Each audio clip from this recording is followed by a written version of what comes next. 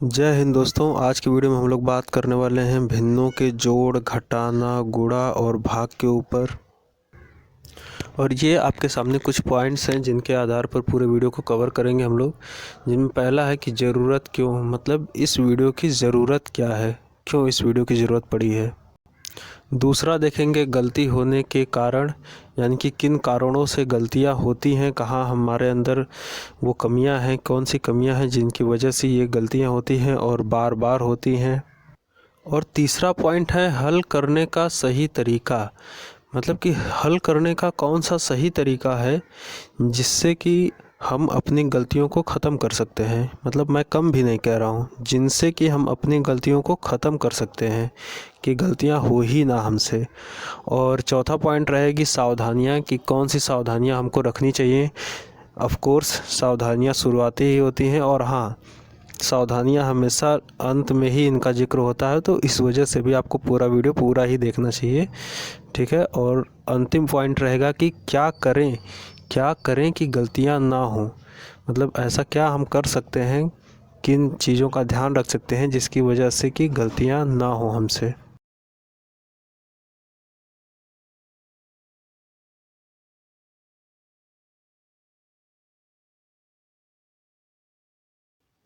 तो पहला पॉइंट है कि ज़रूरत क्यों है इस वीडियो का। तो दोस्तों इस वीडियो का बहुत ज़रूरत है, क्योंकि बहुत सारे लोग जो अभी नए हैं, जिन्होंने अभी नया नया सीखा है, वो भी यानी कि जो अभी छोटे हैं, और जो पुराने यानी जो पहले से इनको, जो लोग सोचते हैं कि पहले से जिनको आता है, वो भी इसमें लगातार गलतियाँ करते हैं और पता ही नहीं चलता कि गलतियाँ कैसे हो रही है, क्यों हो रही हैं, कहाँ हो रही हैं, ठीक है। तो इस वजह से भी इस वीडियो की बहुत ज़्यादा ज़रूरत थी। दूसरी जो बात है वो है गलती होने का कारण, जो कि हमें पता नहीं होता। तो मेरे हिसाब से गलती होने का कारण है कॉन्सेप्ट का क्लियर ना होना, क्योंकि एक ऐसी चीज़ है ना कि जब हमारे कॉन्सेप्ट क्लियर नहीं होते हैं तो हमको पता ही नहीं चलता कि हमसे गलतियां हो कहाँ रही हैं। क्योंकि ये ऐसी समस्या है जिसमें हमें तो भरोसा होता है कि हमें चीज़ें आ रही हैं, पर वो ठीक से आती नहीं है। मतलब कहीं ना कहीं हम कुछ चीज़ें मिस करते हैं जिसकी वजह से गलतियाँ बार बार होती रहती हैं। लेकिन चूँकि हमें ये भरोसा रहता है कि हमको ये चीज़ आ रही है, तो उस पर हम लोग अपना फोकस भी नहीं करते हैं। इस वजह से गलतियां होती रहती हैं। फिर हम लोग बात करते हैं कि हल करने का सही तरीका क्या होना चाहिए, किस तरीके से हम लोग हल करेंगे। तो इसको हम लोग दो तरीक़ों में बांटते हैं, दो चीज़ों में।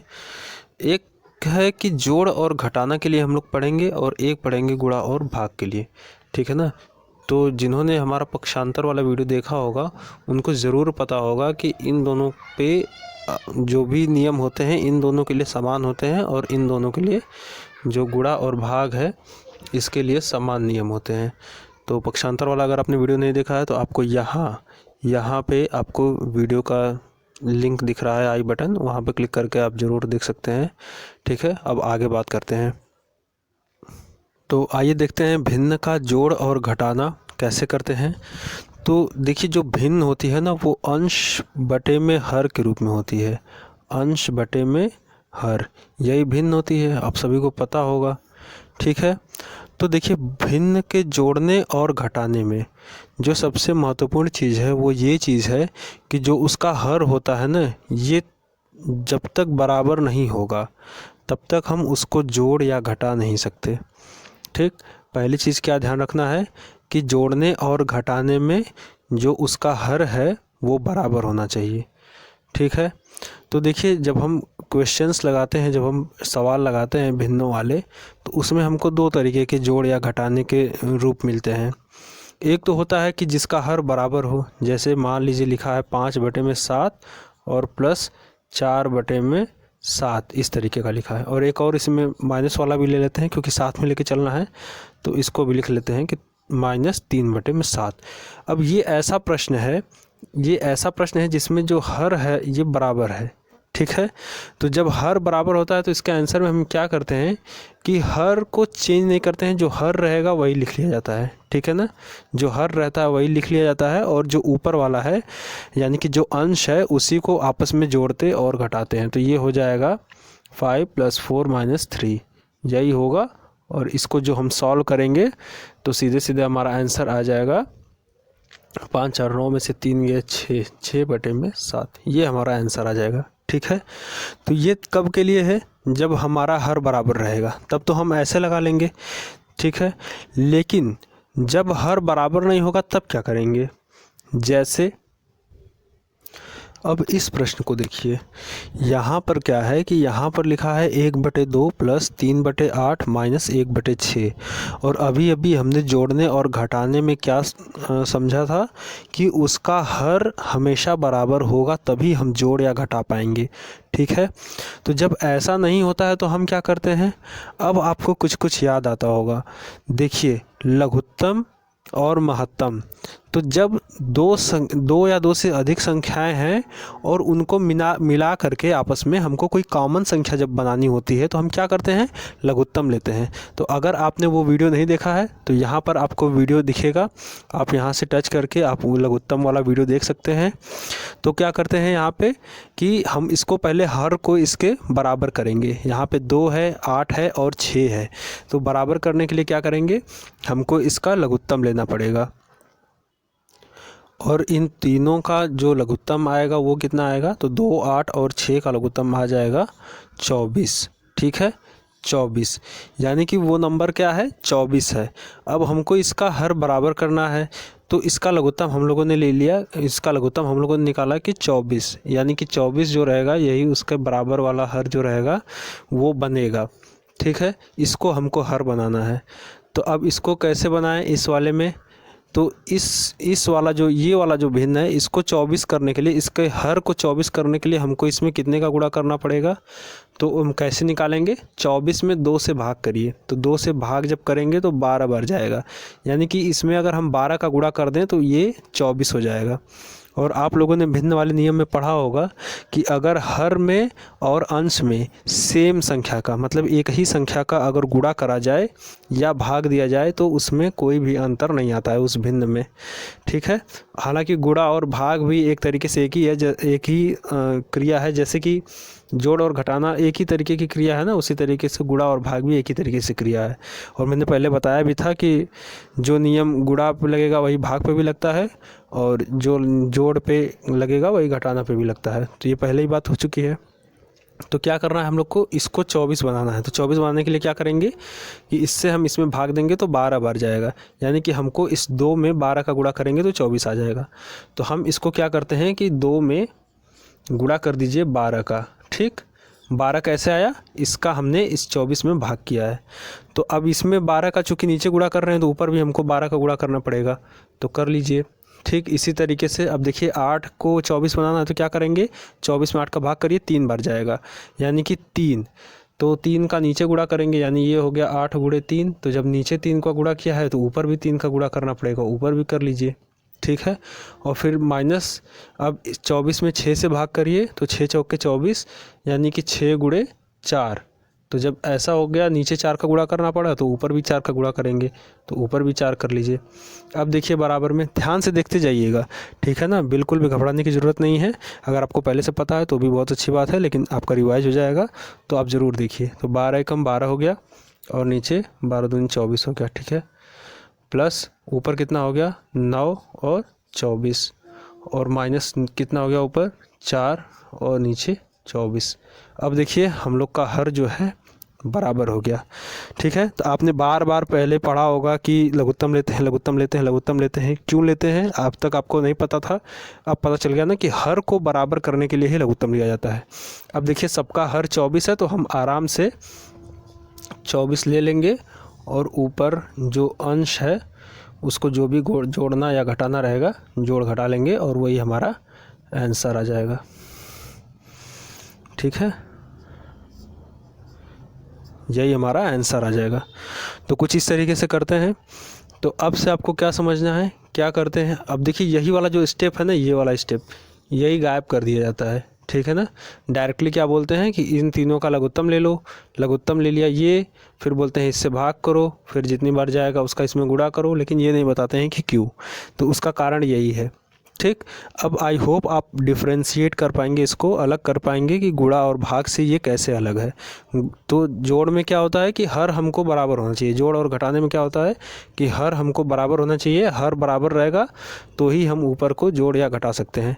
अच्छा, क्यों इसमें बड़ा इंपॉर्टेंट होता है? जब भी गणित मैथ्स पढ़िए या फिर साइंस पढ़िए, आपको क्यों बहुत इंपॉर्टेंट है। जब आप क्यों समझ जाएंगे ना, तो आपको कोई कन्फ्यूजन नहीं होगा, ना तो आप कहीं उलझ सकते हैं। ठीक है, तो अब क्यों समझ गए आप कि मेन जो कि मुख्य नियम ही यही है कि हर बराबर होना चाहिए, तो हर को बराबर करने के लिए ही लघुत्तम लिया जाता है। तो अब इस क्यों का आंसर तो मिल गया कि लघुत्तम। अब आप ये भी कह सकते हैं कि हर क्यों बराबर होना चाहिए। ये क्या बात हुई कि हर बराबर होना चाहिए, क्यों होता है, हर क्यों बराबर होना चाहिए?